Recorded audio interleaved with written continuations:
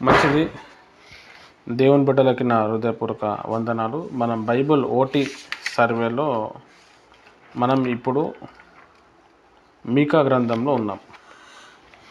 అంతకుముందు మనకి యోనా గ్రంథం అయిపోయింది. ఇప్పుడు మనము బైబిల్ మీకా గ్రంథంలో వచ్చాము. చూద్దాం. మీకా గ్రంథం చిన్న ప్రవక్తల గ్రంథం. యోతాము అహాజు హిజ్కియా అను యూదా రాజుల దినములలో అనగా క్రీస్తు పూర్వం 750 మరియు 700 ఇశ్రాయేలు 2 గృహములకు ప్రవక్త మీకా ద్వారా దేవుడు మాట్లాడాను. యెషయా, హోషేయలు కూడా ఈ కాలంలోనే ప్రవచించాను. రైట్. ఇక్కడ మనం చూస్తే దేవుని ప్రియమైన వార్లరా మీకా అనే ప్రవక్త గురించి మనం చూస్తాము.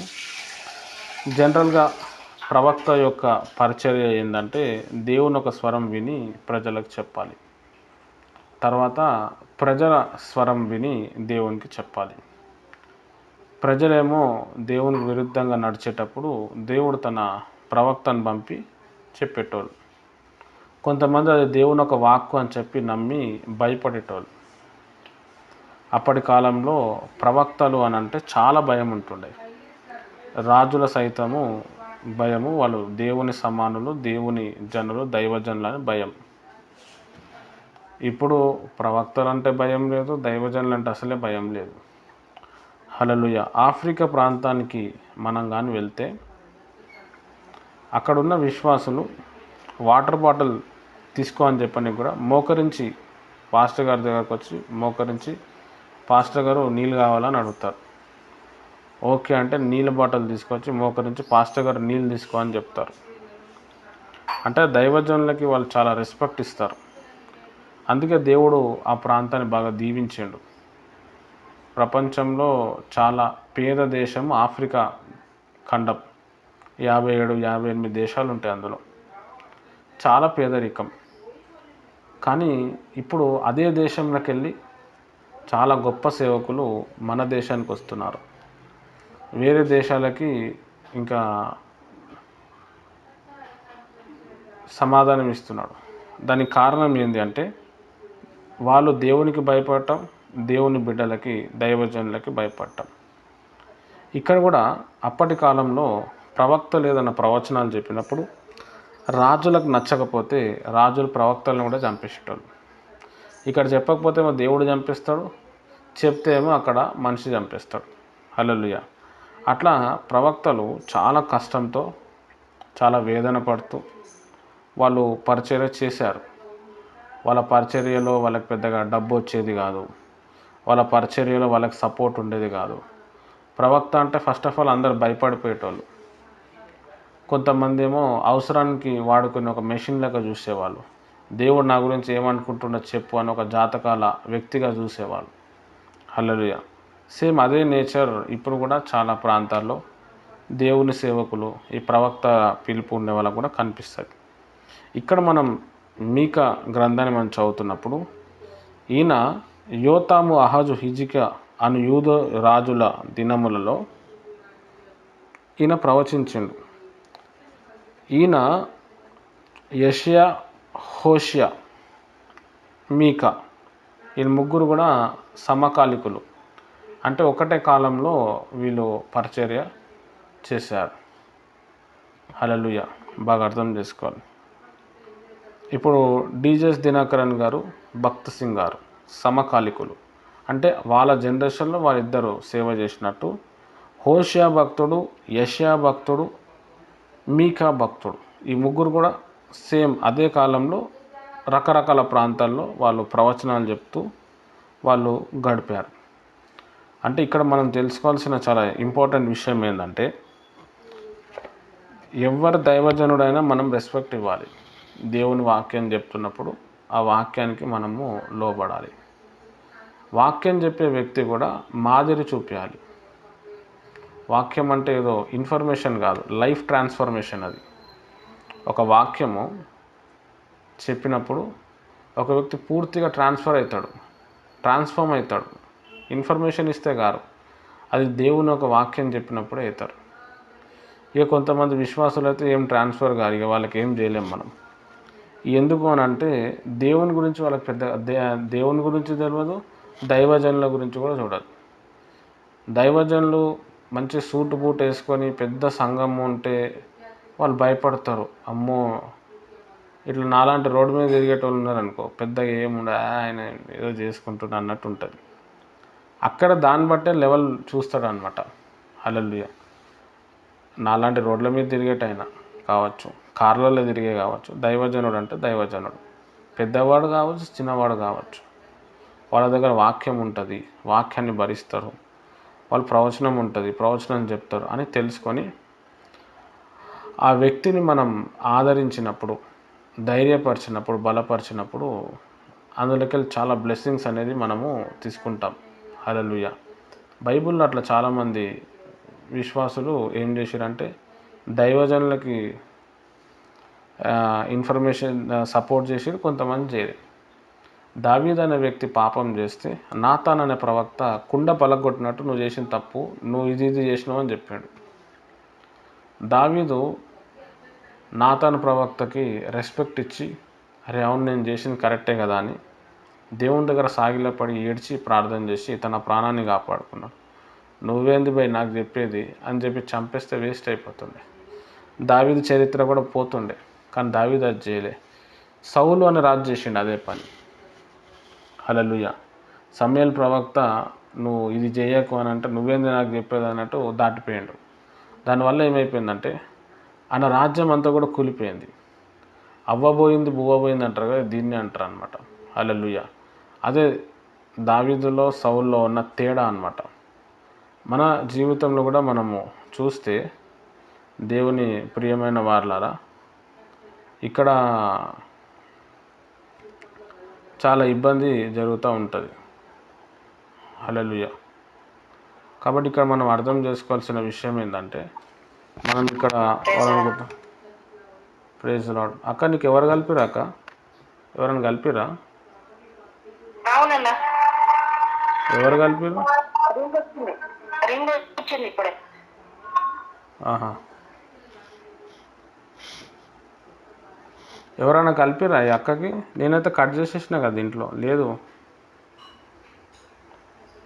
వేరే వాళ్ళు ఎవరు ఫోన్ చేస్తున్నారు నేను చేయకుండా? ఇబ్బంది అవుతుంది నాకు. వాళ్ళేమో నాకు ఫోన్ చేసి చెప్తున్నారు మీరు చేయకండి బ్రదర్ అంటారు, నేను చేస్తలేను. మరి ఎవరు కూడా ఈ రింగ్ బటన్ నొక్కకండి. రింగ్ బటన్ నొక్కటం వల్ల మళ్ళీ వాళ్ళకి ఇబ్బంది అవుతుంది. రైట్, మనం వాక్యం చూసుకుందాం. అమ్మయ్య వెళ్ళిపోయింది. రైట్, వాక్యం చూసుకుందాం. మోర్షుడైన మీకా అను పరిచయము, అతడు మోర్షి ప్రాంతముకు చెందిన ప్రవక్త. ఈ గ్రామము గాతు ప్రాంతము చెందినదని మనము గమనించవలెను. ఏ రకమైన సంబంధమో తెలియదు. ఈ పట్టణంలో గాతులో నివసించువారు నిర్మించిరని తెలుసుకొనవలెను. మరియు ఈ పట్టణమును గాతు వారు పాలించుచున్నారు. ఆ ప్రాంతము గాతుకు దగ్గరలో ఉన్నందున వారి ప్రభావం మోర్షితి ప్రాంతముపై ఉండెను. జెరోము అను చరిత్రకారుడు మొరషతి యెరూషలేముకు దక్షిణంగా 20 మైళ్ళ దూరంలో ఉన్నదని విశ్లేషించెను. దానిని బట్టి ఇది గాతునకు 5 లేక 6 మైళ్ళ దూరంగా చూడవచ్చును. పూర్వం ఇది ఫిలిష్తీయుల పట్టణం. ఇది గొల్యాతు స్వగ్రామము. దీనిని దావీదు హస్తగతము చేసుకొని యూదా సామ్రాజ్యానికి తీసుకొని వచ్చాను. అంటే ఇక్కడ ఈ గాతు ప్రాంతం గురించి హిస్టరీ చెప్తున్నాడు. మీకా సందేశం నుండి తర్వాత కాలంలో ఇర్మియా వాటిని జ్ఞాపకం చేశాను. దానికి 2 కారణములు కలవు. ఇక్కడ మనం ఆగాలి. ఇక్కడ మనం బాగా ఎవరు కూడా దయచేసి నొక్కకండి. నొక్కితే నేనే నొక్కుతాను, లేకపోతే వదిలేయండి. నేను మేడంతో చాలా పెద్ద ఇబ్బంది అయింది నాకు. వెళ్ళిపోయింది ఆమె, తీసేసినాము. ఆమెకు చేయకండి. ఇప్పుడు కూడా ఉంది ఆమె దీంట్లోనే. ఫోన్ చేస్తే మళ్ళీ ఆమెకు పోతుంది. మీకు ఎప్పుడైనా మళ్ళీ ఊకే ఫోన్ వస్తే ఫోను కొద్దిసేపు మీరు నెట్ ఆఫ్ చేస్తే మీకు రాదు. నేను చేయకపోయినా ఎవరో ఒకరు నొక్కుతున్నారు దాన్ని. నొక్కేసరికి వాళ్ళు నా మీద ఏడుస్తున్నారు, మేము అక్కడ ఉన్నాం ఇక్కడ ఉన్నాం, నువ్వు ఫోన్లు ఎందుకు చేస్తున్నావు అంటే ఎవరు అన్నారు, కానీ ఈమెనే ఇబ్బంది పెడతా ఉన్నది. ఇప్పుడు ఈమెకు చేయలేదు నేను ఫోను, మరి ఎవరు చేసిర్రేమో. నంబర్ కూడా తీసేసిన, నేను పేరు కూడా తీసేసిన, బ్లాక్లో పెట్టేసిన. అయినా కానీ ఎట్లా వచ్చిందేమో, భరించేటోళ్ళు కాదు వీళ్ళు. ఇక్కడ మనం చూస్తే ఈమె వచ్చింది. ఓకే, ఎవరు కూడా దయచేసి నొక్కకండి. నొక్కితే మళ్ళీ మాధవ అక్క దగ్గర పోతుంది, మళ్ళీ ఆమె నా మీద రివర్స్ అవుతుంది. రైట్. ఇక్కడ మనం చూస్తే మీకా సందేశం నుండి తర్వాత కాలంలో ఇర్మియా వాటిని జ్ఞాపకం చేసుకొనెను. ఇది చాలా ఇంపార్టెంట్. ఇప్పుడు ఇది విషయం బాగా తెలుసుకోవాలి. ఒకసారి అందరు కూడా ప్రైజ్ ది లార్డ్ చెప్పండి. Praise the lord. ఇద్దరు, ముగ్గురు, నలుగురు, ఐదుగురు, ఆరుగురు. Okay, praise the lord. Thank you. Praise the lord sister. Right. Yesuman sister నీకు ఒక వీడియో పంపిస్తున్నా చూడు, తర్వాత ఆడియో.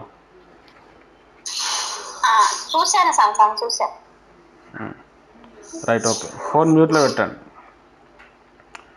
ఇక్కడ మనం అర్థం చేసుకోవాల్సిన విషయం ఏంటంటే, ఇప్పుడు నేను ఒక వాక్యం చెప్పాను, ఎప్పుడన్నా నేను వాక్యం చెప్పాను, అదే వాక్యం మీరు చెప్పారు. అవతల వ్యక్తి చెప్తాడు, శాంసన్ బ్రదర్ని ఆయన కాపీ కొట్టిండని చెప్తాడు. నువ్వేంది శాంసన్ బ్రదర్కి కాపీ కొడుతున్నావు, ఆయన చెప్పిందే నేను చెప్తున్నావు అంటే అది కాపీ కాదు. ఆ లెసన్ ఇంకొక వ్యక్తి చెప్తున్నాడు. ఇప్పుడు నేనే ఉన్నాను, యూట్యూబ్లోకి వెళ్ళి కూడా కొన్ని ప్రసంగాలు తీసుకుంటాను, పుస్తకాలు కూడా ప్రసంగం తీసుకొని నేను చెప్తాను. నేను దాంట్లోకి వెళ్ళి కాపీ పేస్ట్ క్యాండిడేట్ని కాదు, చెప్పాలి కాబట్టి చెప్తాను. ఇప్పుడు నా స్టైల్లో నేను చెప్తా, వాళ్ళ స్టైల్లో వాళ్ళు చెప్తారు. ఇప్పుడు మనకు ఎగ్జాంపుల్, ఒక టెక్స్ట్ బుక్ ఉంది, ఒక లెసన్ ఉంది, ఒక టీచర్ వచ్చి చెప్పిండు, ఆయన వెళ్ళిపోయాడు. నెక్స్ట్ వీక్ అదే టెక్స్ట్ బుక్ తీసుకొని అదే లెసన్ ఇంకొకటి చెప్తాడు.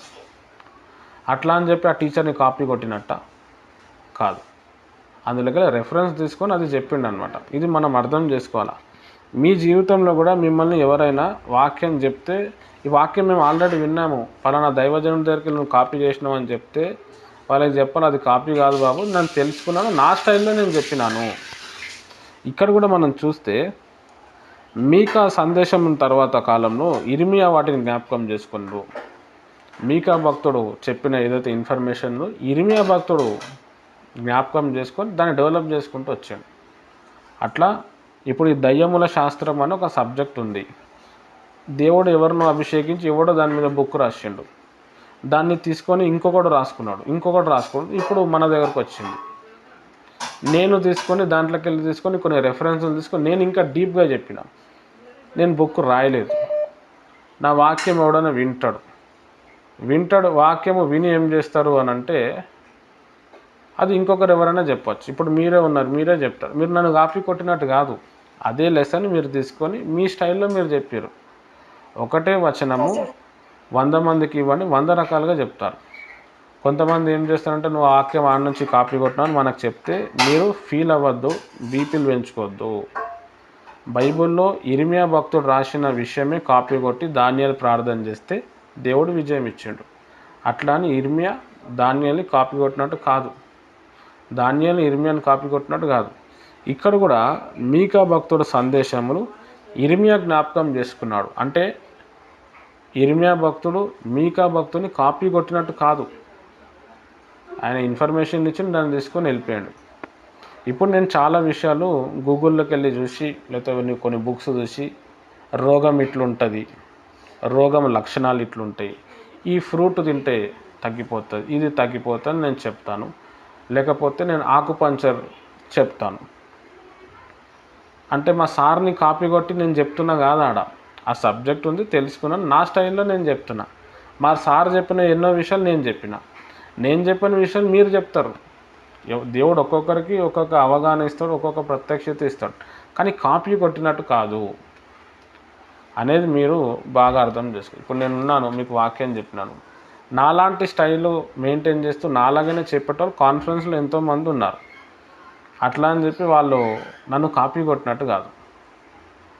జనరల్గా మనం ఒకరిది విన్నప్పుడు, ఒక వ్యక్తికి మనం ఇష్టపడినప్పుడు అది వస్తుంది ఆన్సర్, అంతే. కాపీ కొట్టినట్టు కాదు. కొంతమంది కాపీ కొడుతున్నారని చెప్పి బురద చల్లుతారు, అది కాదనమాట. మరి ఎట్లా తెలుస్తుంది? ఒక విషయం, ఒక కాన్సెప్ట్ తెలుసుకోవటానికి ఒక వ్యక్తికి జీవితం అయిపోతుంది. ఆ విషయం మళ్ళీ తెలుసుకొని మనం జీవితం ఖర్చు పెట్టడం అవసరం లే. ఆ విషయం తెలుసుకుంటే చాలు. జీవితం అంతా సరిపోయినది ఆయన ఒక బుక్లో రాస్తాడు. అది ఒక గంటలో మనం చదువుకుంటే తెలుసుకుంటాం. అంటే జీవితాంతం టైం స్పెండ్ చేయకుండా ఒక 1 అవర్లో బుక్ చదవటం వల్ల అర్థమైంది. దాన్ని తీసుకొని ఇంకా మనం డీప్గా చెప్పచ్చు. దానివల్ల మన నాలెడ్జ్ పెరుగుతుంది. అందులోకెళ్ళి ఇంకొకటి ఏదో ఒకటి పుడుతుంది. అదేం కాపీ కాదు. కొంతమంది సేవకులు అక్కడి నుంచి కాపీ చేశారు, ఇక్కడి నుంచి కాపీ చేశారు అని చెప్తారు. ఆయన చెప్పిన ఏమున్నదని? మంచి సందేశమే కదా చెప్పేది. అంటే కొంతమంది యూట్యూబ్లో అట్లా బురద చల్లేటోళ్ళు ఉంటారు. బాగా అర్థం చేసుకోవాలి. నువ్వు ఓన్గా చెప్పవా, ఓన్గా ఉండదంటే ఓన్గా చాలా కష్టం. ఓన్గా చెప్పింది ప్రజలు దాన్ని యాక్సెప్ట్ చేయరు. కొన్ని అది అట్లెట్లా ఇది నువ్వు అట్లెట్లా చెప్పినావు అంటారు. ఒక రూల్లో ఒక వ్యక్తి పోయినప్పుడు, ఇప్పుడు నేను దయ్యంల శాస్త్రం గురించి చెప్పాను. అందులో వాక్యానుసారంగా ఉంది. వాక్యం ప్రామాణికం, వాక్యం ప్రూఫ్ ఉంది కాబట్టి ఓకే, దాన్ని చెప్పేసినాం, అయిపోయింది. కానీ అది లేకుండా వేరే దాంట్లో మనం పోకూడదు, చాలా డిస్టర్బ్ అవుతుంది. రైట్, ఓకే, దీన్ని మీరు బాగా అర్థం చేసుకోవాలి. తర్వాత దీనికి 2 కారణాలు ఉన్నాయి. అంటే ఇర్మియా మీకా భక్తుని జ్ఞాపకం చేసుకుంటే అవి ఏందో చూద్దాం. ఇర్మియా మీకా మాటలను జ్ఞాపకం చేయటం ద్వారా మీకా ప్రవక్త సందేశము దైవిక నిబద్ధత కలుగుచున్నది. దాని ద్వారా మీకా ప్రవచనముకు ఏ విధమైన విమర్శలకు తావులేదు. మీకా ప్రకటించిన మాటలకు హిజ్కియా స్పందన ఇర్మియా జ్ఞాపకం చేయుచుండెను. సిద్కియా కాలంలో దేవుడు యూదులను ఏమి చేయవాలని కోరుచున్నాడో ఆ విషయంలో ఇర్మియా జ్ఞాపకం చేయుచుండెను. కొత్త నిబంధన కాలంలో పాత నిబంధనను ధ్యానించుట అవసరం ఉన్నది దాని కొందరు సందేహించుచుందురు. ఆ ప్రశ్నకు ఇర్మియా సమాధానము దేవుని మాటలను ధ్యానించుట, ఆ ఆజ్ఞలు మానవుని స్పందనకు దేవుని ప్రతిస్పందన. వీటిని ధ్యానించడం ద్వారా దేవుడు పరిశుద్ధాత్మ ప్రేరేపణతో వ్రాయించిన వాక్యమునకు ఎంత ప్రాధాన్యతనిచ్చుచున్నారో మనము అర్థం చేసుకునవలెను. ఒక సిద్ధాంతము కలదు. ఎవరైతే చరిత్ర నుండి పాఠము నేర్చుకున్నారో వారు అవే తప్పులను భవిష్యత్తులో చేయుదురు. ఎవరైతే దేవునితో నిత్య ఎడబాటును కోరుకున్నారో వారు ఇశ్రాయేలు చరిత్ర నుండి పాఠమును నేర్చుకొని వారి భౌతిక ఎడబాటులో జరిగిన తప్పులను తిరిగి చేయకూడదు. వాటిని మనము పాత నిబంధన చరిత్ర నుండి బాగుగా నేర్చుకొనవలయును. చాలు. ఇప్పుడు నిన్నటి దినంన మనం చూస్తే ఏలియా గారు ప్రార్థన చేశారు, అబ్రహాము, ఇస్సాకు, ఇశ్రాయేలు దేవా అని చెప్పి. అది మనం ప్రేయర్ చేస్తాం, అబ్రహాం, ఇస్సాకు, యాకోబుల దేవానో ఇశ్రాయేల్ అట్లా అని చెప్పి. ఏలియా భక్తునికి కాపీ కొట్టినట్టు కాదు, అట్లా చెయ్యాలనే చెప్తున్నాడు. బైబిల్లో కూడా మనం పాత నిబంధన కొత్త నిబంధన మనం చదివినప్పుడు అక్కడున్న మర్మం తెలుసుకొని అక్కడున్న మంచిని తీసుకొని చెడుని పక్కన పెట్టాలి. కొంతమంది బురద చల్లుతారు. నువ్వు దావీదుని కాపీ కొట్టినావు, నువ్వు సొలొమోన్ని కాపీ కొట్టినావు అని అంటే అది అర్థం లేని మాట అనమాట. అంటే దానికి అర్థం అనేది లేదు. అట్లా ఇర్మియా భక్తుడు దేవుని వాక్యాన్ని మీకా భక్తుని యొక్క ప్రవచనాన్ని జ్ఞాపకం చేసుకోండి. దానికి హోషియా అనే ప్రవక్త కూడా స్పందించిండు. ఆ స్పందించింది ఇర్మియా భక్తుడు కూడా చెప్తాడు. ఇర్మియా గ్రంథం మనం చదివితే తెలుస్తుంది. మీకా గ్రంథం రాయబడిన తర్వాత ఇర్మియా గ్రంథం రాయబడ్డది. కానీ మనం బైబిల్ వరుసలో చూస్తే ఇర్మియా గ్రంథం ముందే ఉంటుంది. ఎందుకంటే అది పెద్ద ప్రవక్తల గ్రంథం కదా, ఇది చిన్న ప్రవక్తల గ్రంథం. అంటే ఇర్మియా భక్తుని కంటే ముందు, దానియేలు భక్తుని కంటే ముందు మీకా భక్తుడు ఉన్నాడు, ఆయన ప్రవచనం చెప్పాడు. యెషయా, మీకా, హోషియా వీళ్ళంతా ఒకటే సైడు. మీకా చెప్పిన ప్రవచనం గ్రంథాలు కొన్నే ఉన్నాయి. అవి కొన్నే చెప్పిన ఆయన కొన్ని అధ్యాయాలే ఉన్నాయి కాబట్టి దాన్ని ఆయన ఏం చేసినాడు అని అంటే చిన్న ప్రవక్తల గ్రంథాల్లో చేర్చారు. ఇర్మియా భక్తుడు గ్రంథం పెద్దగా ఉంది కాబట్టి అది పెద్ద గ్రంథంలో అది చేర్చారు. కాబట్టి దేవుని ప్రియమైన వారలారా, ఇక్కడ మనం అర్థం చేసుకోవాల్సిన అతి ప్రాముఖ్యమైన విషయం ఏంటంటే, మనం ఎవరిదైనా వాక్యము చదువుకొని రాసుకొని చెప్పచ్చు. అదేమి తప్పేమీ కాదు, బైబిల్లో భక్తులు చేశారు. అయితే ఎందుకు చెప్తున్నాము, ఎందుకు నేర్చుకోవాలి, ఎందుకు చెప్పాలి అంటే వాళ్ళు చేసింది ఏదైనా మిస్టేక్ ఉంటే మనం చేయకూడదు. వాళ్ళ దగ్గర నుంచి ఒక పాఠం నేర్చుకొని మనము చేయకూడదు అని చెప్పి మనము అర్థం చేసుకోవాలి. లేకపోతే ఏమవుతుందంటే వాళ్ళు చేసిన తప్పే మనం కూడా చేస్తాం. చాలామంది ఏం చెప్తారు అని అంటే, మీ బైబిల్ అంతా కూడా బూతు పుస్తకము, దావీదు కూడా పాపం చేసిండు, అంత దావీదు ఎట్లా పాపం చేసిండో బైబిల్లో రాయబడ్డది, మరి అట్లన్నప్పుడు మీరు ఎందుకు చదువుతున్నారు అని అంటారు. దేవుడు ఉన్నది ఉన్నట్టు రాపిచ్చిండు అక్కడ. ఇగో ఆయన పాపం చేసిండు, దానివల్ల ఇది వచ్చింది. ఇప్పుడు లోతు ఉన్నాడు, లోతుకి 2 కూతుర్లు ఉన్నారు. ఆ కూతుర్ల పేరు రాయబడలేదు. మంచి పెళ్లి ఏజ్లో ఉన్నారు, పెళ్లి చేసుకోవాలని మూమెంట్ ఉంది, లేకుండే. పిల్లలు కనాలనే మూమెంట్ ఉండే, లేకుండే. తండ్రితో పాపం చేసి పిల్లలు కన్నారు. ఒక కొడుకు పేరు మోయాబు, ఒక కొడుకు పేరు ఆమోన్. వీళ్ళు మోయాబులకు తండ్రి అయ్యిండు, ఈయన అమోనియులకు తండ్రి అయ్యిండు. అయితే దేవుడు ఏం చేసిండంటే ఈ పాపం చేసినందుకు వాళ్ళిద్దరిని శపించిండు. వాళ్ళ జాతి ప్రజల్ని మీరు పెళ్లి చేసుకోవద్దన్నాడు. బాగా అర్థం చేసుకోవాలి. అక్కడ చెప్పిండు అనమాట. అది బైబిల్లో ఉన్నది. అది అంటే నువ్వు ఇట్లా తప్పు చేయటం వల్ల నువ్వు ఇట్లా పెళ్లి చేసుకుంటే నీకు ఈ శాపం వస్తుంది అని కూడా అక్కడ రాయబడ్డది. అది చెప్పిండు. అది ఎందుకు ఉంది, అది పాపం కదా, అందులో బైబిల్లో ఎందుకు రాసిర్రంటే అర్థం లేని మాట. అట్లా మన వాళ్ళు చాలామంది ఏం చేస్తారు అంటే మనల్ని డిస్టర్బ్ చేస్తారు. కాబట్టి మీరు మీ జీవితంలో అర్థం చేసుకొని మీరు భక్తి సాధన చేస్తూ ఉన్నప్పుడు చాలామంది మిమ్మల్ని విమర్శించేటోళ్ళు వస్తారు. కళలు లేవు, దర్శనాలు లేవు, ఒకప్పుడు ఉండే, ఇప్పుడు ఎప్పుడు వస్తున్నాయి, మరి మాకెందుకు వస్తలేవు, అంతా బైబిల్లో ఉంది, ఇప్పుడు లేదు, ఇప్పుడు అవసరం లేదు, ఓన్లీ వాక్యమే మనకి ఇంపార్టెంట్ ఇట్లా చెప్తారు. బైబిల్లో ఏముందంటే సర్వశరీరుల మీద నా ఆత్మని కుమ్మరిస్తా, వాళ్ళు కళలు కంటారు, వాళ్ళు దర్శనాలు చూస్తారు, వాళ్ళు ప్రవచనాలు చెప్తారు. యేసు ప్రభు తర్వాత స్టేట్మెంట్ ఏమి ఇచ్చిందంటే నమ్మిన వారి వల్ల ఈ క్రియలు జరుగుతాయి, వాళ్ళు కొత్త భాషలు మాట్లాడి ఇవన్నీ చెప్పిండు. దీని మీద పెద్ద అవగాహన ఉండదు, కానీ వాక్యం ఉంది కదా అని చెప్పి వాళ్ళు కప్పేస్తూ ఉంటారు. ఇప్పుడు కొంతమంది బోధకులు ఏం చేస్తారు అంటే దయ్యాలు లేవు. ఇందాక నేను 2 వచనాలు చూపించిన కదా, పేతురు రాసిన 2వ పత్రిక 4వ అధ్యాయం 3వ వచనము, యూదా రాసిన 6వ వచనము, అది చూపించి ఇగో సైతాన్ ఎక్కడ లేడు బ్రదర్, సైతాన్ బంధించిండు. మరి సైతాన్ బంధిస్తే ఇవన్నీ ఎక్కడి నుంచి జరుగుతున్నాయి? చాలామంది నమ్మరు. ఇప్పుడు ఒక వ్యక్తికి ఒక దయ్యం బయటికి వచ్చినప్పుడు గట్టిగా అరుస్తే కొంతమంది పాస్టర్లు ఏమంటారంటే ఎమోషనల్ స్పిరిట్ అంటారు, లేకపోతే మానసిక రోగులు అంటారు, ఎన్నో చెప్తారు. ఇక దాని మీద అవగాహన లేని వాళ్ళు. మనం కరెక్ట్ భక్తి సాధన చేస్తూ ఉన్నప్పుడు మనం డిస్టర్బ్ చేయడానికి చాలామంది వస్తారు. ఇక్కడ కూడా ఈ పాయింట్ ఎందుకు చెప్తున్నా అంటే మీకా గారు చెప్పిన సందేశాన్ని హోషియా భక్తుడు తీసుకున్నాడు, ఈవెన్ ఇర్మియా భక్తుడు కూడా తీసుకున్నాడు. అట్లా అని చెప్పి మీకా భక్తుని కాపీ చేసినట్టు కాదు, ఆ రెఫరెన్స్ తీసుకున్నాడు, అరే మంచి ప్రత్యక్షత వచ్చిందని. అట్లా మన జీవితంలో కూడా మనకి జ్ఞానం రావటానికి అనేక మంది సేవకుల మాటలు మనం వినాలి, గమనించాలి, ఎవరు ఏం చెప్తారో మనం దాన్ని అర్థం చేసుకోవాలి. ఇప్పుడు నేను చెప్పింది కూడా దాన్ని పట్టుకోకూడదు, చేత డోర్ క్లోజ్ చేయవా, మీరు దాన్ని పరిశీలన చేయాలి. ఆ పరిశీలన చేస్తే సత్యం అనేది మీకు తెలుస్తుంది. ఇప్పుడు నేను చాలామంది సేవకుల వాక్యాలు విన్నాను, కొన్నేమో వాక్యానుసారంగా లేనట్టు అనిపి వదిలేసిన వాళ్ళని. కొంతమంది సేవకులు వాక్యం చెప్పినప్పుడు నేను ఏదైతే వాక్యాన్ని ఫాలో అవుతుందో దానికి ఇంకా చాలా తక్కువ రేంజ్లో ఉన్నారు వాళ్ళు, ఇక వీళ్ళకి అర్థం కాదు, వాళ్ళని కూడా వదిలేసిన. కొన్నేమో కొంతమందిని నేను ఫాలో అవుతాను, కొంతమందికి అరే ఇది కరెక్ట్ కాదు. కొన్నేమో కొంతమంది చాలా డీప్గా చెప్తారు, వేరే కాన్సెప్ట్ వచ్చేసరికి వాళ్ళు తేలిపోతారు. అట్లాంటి వాళ్ళు కూడా ఉంటారు. మనం బైబిల్ ప్రామాణికం, బైబిల్ పరంగా ఉందా లేదా.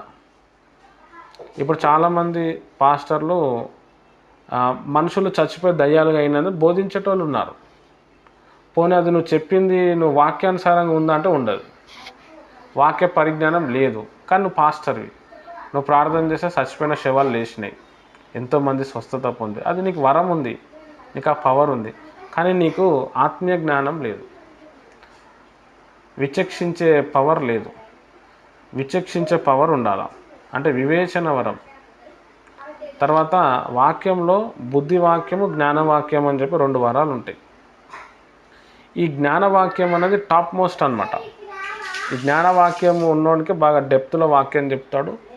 ఈ ఆత్మల గురించి, ఈ దయ్యాల గురించి, బైబిల్ గురించి మంచి అవగాహన ఉంటుంది. ఈ బుద్ధి వాక్యం చెప్పేటోడు ఉంటాడు, వాళ్ళు ప్రతిదీ వాక్యం టు వాక్యం వెళ్ళిపోతారు, మంచిగా ఉంటుంది వాక్యం, కానీ కొంచెం డిస్టర్బెన్స్ వస్తుంది అనమాట. కొన్ని విషయాల్లో వాళ్ళు చెప్పలేకపోతారు, ఆగిపోతారు.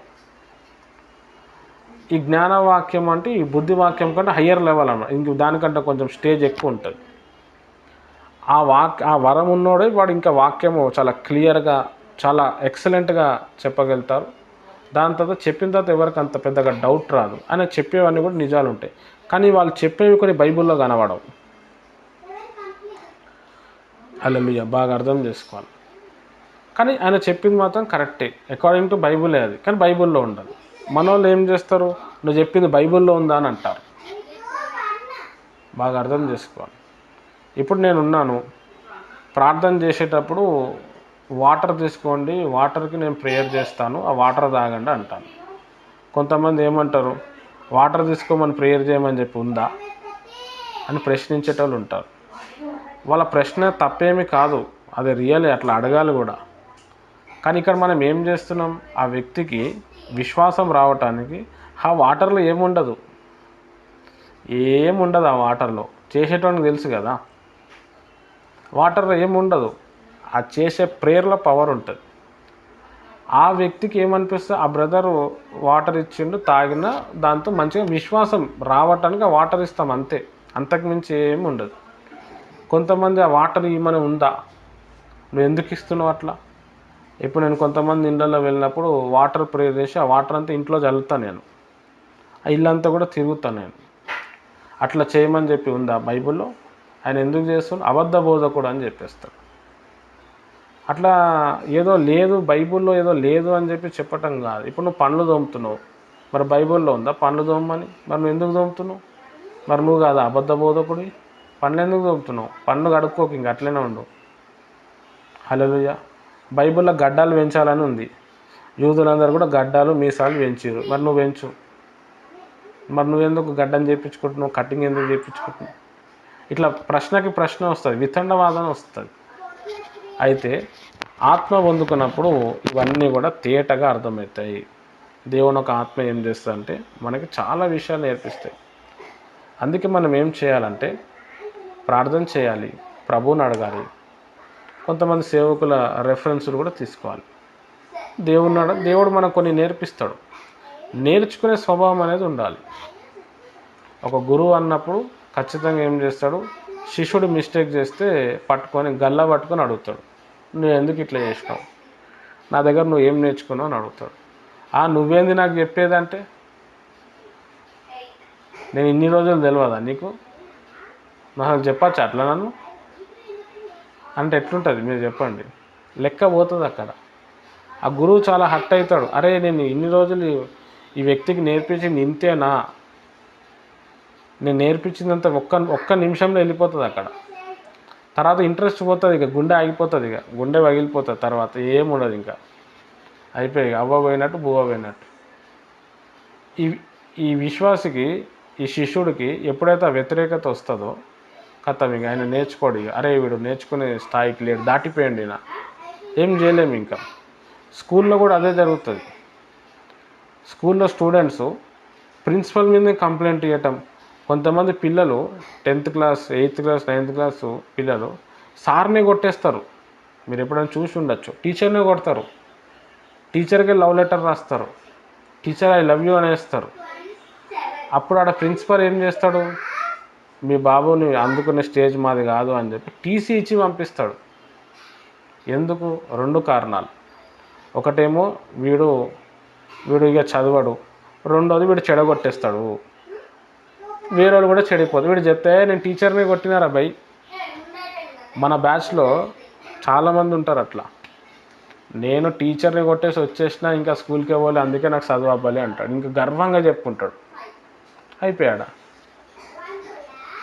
ఆవేశం ఎక్కువ, ఆలోచన తక్కువ బ్యాచ్ అది. బాధపడతారు, అయితే నాకు చదువు రాలేదు అని. ఈ టీచర్లు పోనీలే బాబు నువ్వు కొట్టినావు కదా మళ్ళీ వచ్చి చదువు అని చెప్పారు, సర్టిఫికేట్ ఇచ్చేసి పంపించేస్తారు. ఇంకా వేరే దగ్గర పోతే కూడా అదే ఉంటుంది. ఆ వ్యతిరేకత అనేది ఉండకూడదు అన్నమాట. కాబట్టి మీరు మీ భక్తి సాధనలో చేస్తూ ఉన్నప్పుడు ఎంతోమంది ఎన్నో ప్రశ్నలు వేస్తారు. ఈరోజు మీకా గ్రంథం దగ్గర నుంచి మనం నేర్చుకోవాల్సిన విషయం ఏంటంటే, ఎంతోమంది ఎన్నో రకాలుగా ప్రశ్నలు వేస్తారు. ప్రశ్నలకు మీరు జవాబు ఇస్తారు, వాళ్ళు ఒప్పుకోరు. అట్లా అన్నప్పుడు మీరు బీపీలు పెంచుకోకూడదు. అరే నేను విన్నది తప్పేమో అనుకో నువ్వు డౌట్లో పడకూడదు. నువ్వు మళ్ళా దాన్ని పరిశీలన చేయాలి. తర్వాత నీకు ఏం అర్థమవుతుంది, అరే వాడే కరెక్ట్గా లేడని అర్థమవుతుంది. నెక్స్ట్ టైం వచ్చినప్పుడు వాడిని పట్టేస్తాను, ఇదిగో బ్రదర్ దీని ఆన్సర్ ఇది అని చెప్పి.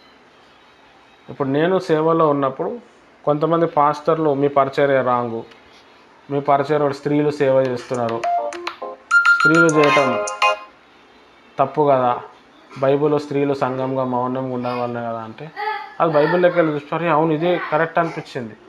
తర్వాత నేను దాని మీద రెక్టిఫై చేసిన తర్వాత వాళ్ళదే రాంగ్ అని అర్థమైంది. స్త్రీలు పరిచర్య చేయొద్దంటే మరి యేసుప్రభు శిష్యులకు పోయి ఎవరు చెప్పారు యేసయ్య తిరిగి లేచిండని? ఒక స్త్రీయే చెప్పింది.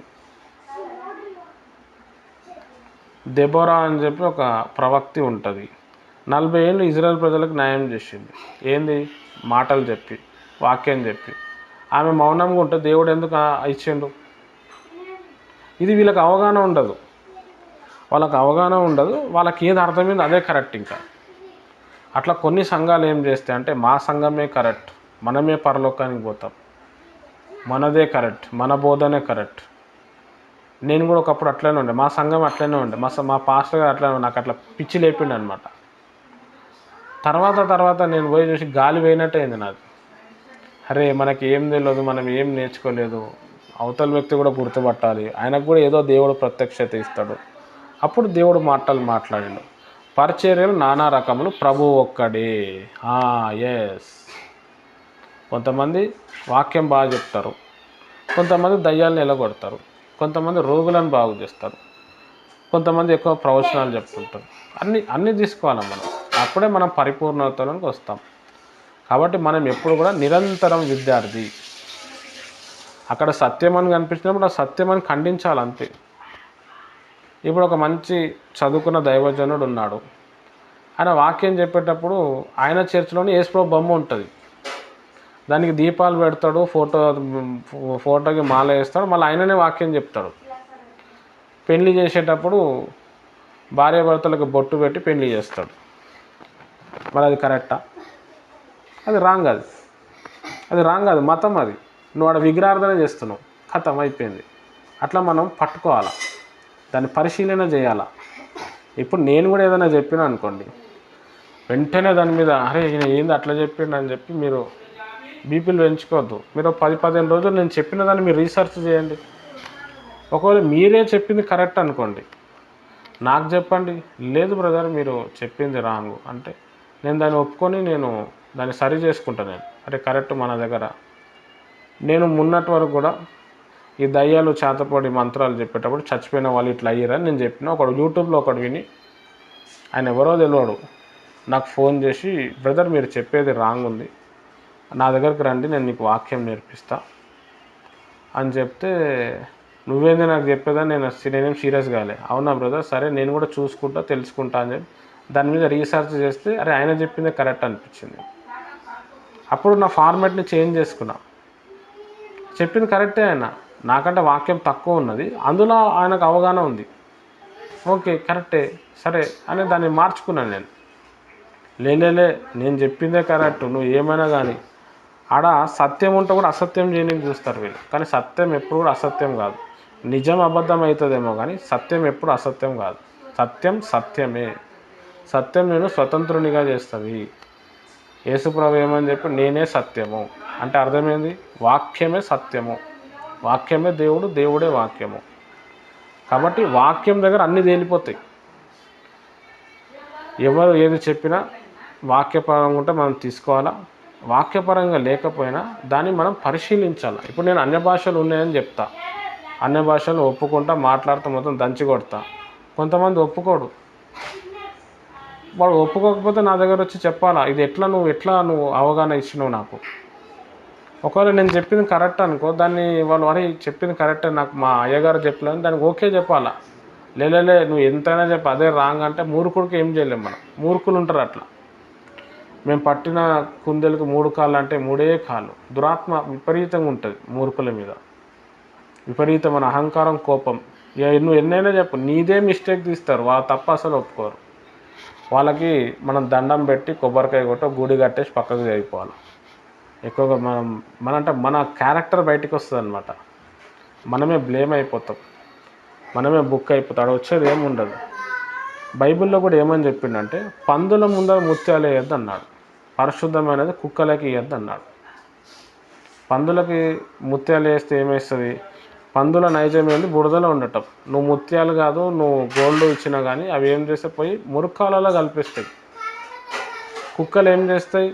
పరిశుద్ధమైనది అతి పరిశుద్ధమైన కాకపోయినా అవి చింపేస్తాయి. అందుకే వాటికి ఇవ్వద్దు అన్నాడు. అందుకే మనం వాక్యం చెప్పేటప్పుడు కొంచెం వినే ప్రసక్తిలో ఉన్నారా లేదో చూసుకొని వాళ్ళకే మనం చెప్పాలి. కొంతమంది క్రిస్టియానిటీలోనే ఉంటారు.